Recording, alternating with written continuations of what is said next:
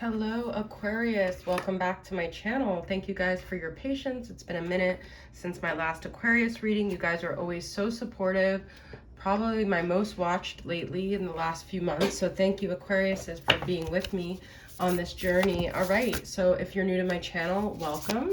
I'm going to start off with the Black Moon astrology card. So this is for Aquarius, Sun, Moon, Rising, Venus, Jupiter, and cross watchers. If you are a cross watcher, this could be your energy or the Aquarius you are watching for, okay? So, Aquarius, what do we need to know about your current energy? Ooh, we've got Capricorn. You could be dealing with a Capricorn. You could have Capricorn in your chart.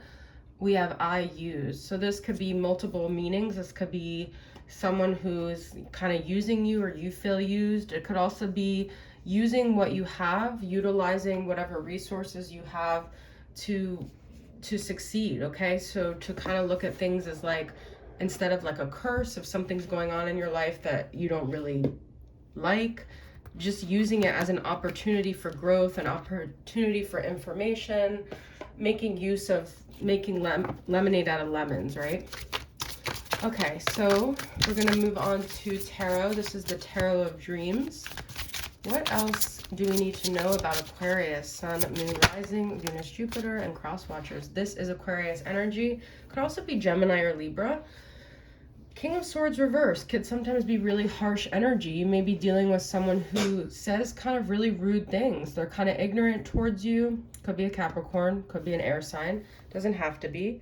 Sometimes I see this as the narcissist card, okay? This person is really harsh with their words, though. They're really condescending. I think that's why I see it as the narcissist card. They could be very arrogant, all right? This is someone possibly returning with Mercury retrograde. This is someone who's hurt you before, and you're like, did you just come back to hurt me even more? You feel like maybe they used you, and then they blamed you.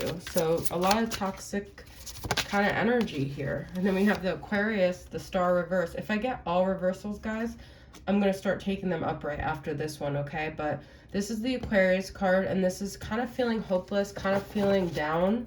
This person puts you down. This person makes you feel really down, okay? But you feel like you can't separate them from them because this is like a soulmate.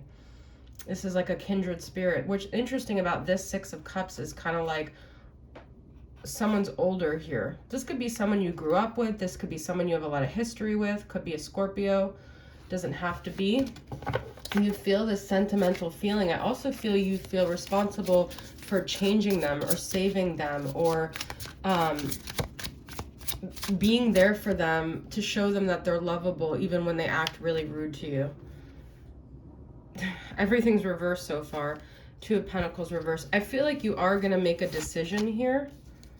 Okay, definitely could be a Scorpio. But you don't want to let this person go. You have this Two of Wands, you have this Two of Pentacles. You have to realize that you're empowered to make this decision, but you feel like indebted to this person. This could be a soul contract that you have from prior lifetimes, or you just feel for some reason you may have an issue with guilt where you feel like responsible even when you're not. So that's your own thing to decipher if that's something that resonates for you. All right, let's move into my Moody Moon messages masculine and see what else is this person's energy. I feel like they bring you down, but you feel like indebted to them for some reason. Yeah, we do have a connection though. So even when you guys aren't talking, you feel like still connected to them. But it's like, is this a healthy relationship? I don't know. Maybe you just feel like you can fix it, you could change it, you could change them. There's this fixer energy, but I also feel like you believe that they're healing. All this, every time you take space away from them, you feel like they're changing, they're healing. And I feel like maybe they are, but they're still not where they need to be, and they're still triggering you. I'm hearing, you're so far away. Doesn't anybody stay in one place anymore? I don't know why that song's coming through, but maybe they're far away. But with that star reverse, it's kind of like they're almost like maybe really so emotionally disconnected. You don't know how to connect to them, but then you do have connected here. missing, wanting, desiring. See, this is a very codependent dynamic here. And I think maybe people have told you, even though this is this is their energy, that's the King of Swords energy. But I also feel like people have told you, like, you've gotten a lot of good feedback regarding this, but you just can't seem to let them go. You can't seem to change how you feel with them. All right, I need to lighten this up because it is very heavy. We're going to get from this Oracle of Mermaids. It's just the energy I'm getting with this dynamic is like it's at your own expense that you deal with this person.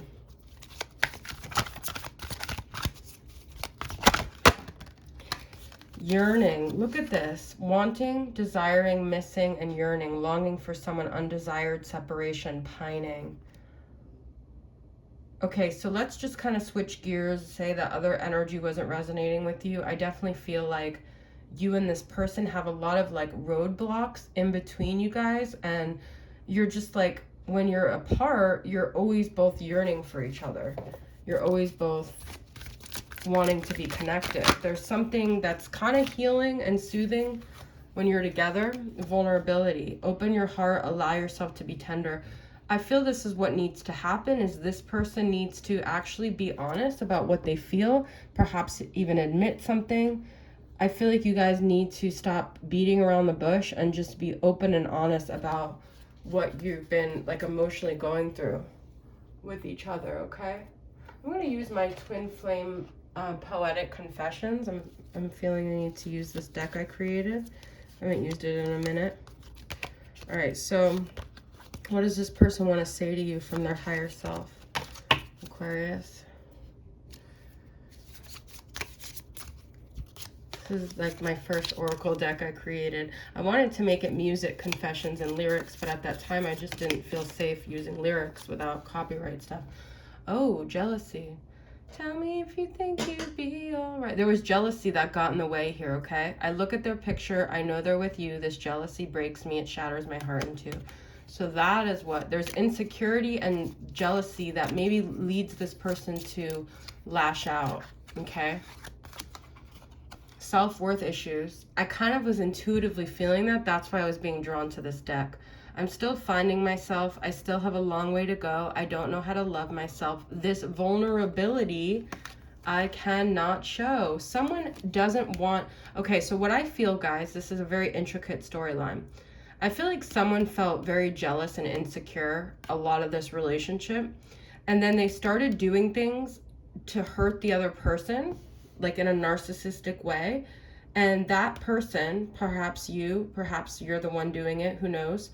That person felt like they didn't care, but it was actually their way of avoiding being vulnerable because they didn't want to admit that they cared so much. So they tried to start making the other person jealous. But it actually went too far because the person who they were trying to make jealous was just like, you know what, I'm done. Like, it's not going to work on me. Like, if you're going to play these petty games, the only thing that's going to work is if you're actually vulnerable and come forward and tell me how you really feel. Because these roundabout ways of trying to make me upset after you've been upset shows me that you don't really care about the connection. You just care about your ego and preserving it, which is that narcissistic energy. And when you're in fear, you can't be in love because they're two opposite sides. So it's like if you're making decisions from a place of fear, of vulnerability, and you're not opening your heart, then you can't connect. Wow, it's all coming together now. I don't know if I'll ever find someone to replace you, but I'm also afraid of missing out on my youth. So this person also has FOMO.